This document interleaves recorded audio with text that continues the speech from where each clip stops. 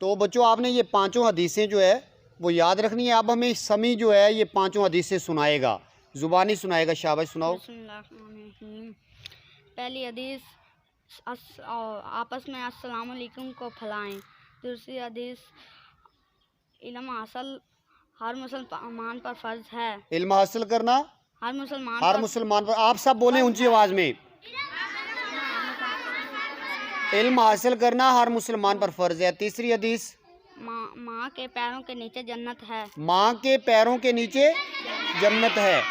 ماں کے پیروں کے نیچے.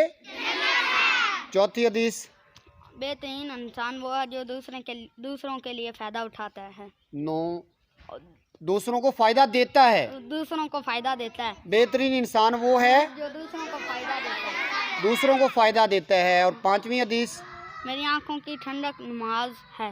آپ صلی اللہ علیہ وسلم نے فرمایا نماز میری آنکھوں کی ٹھنڈک ہے. شاباش, بیٹھ جائیں آپ.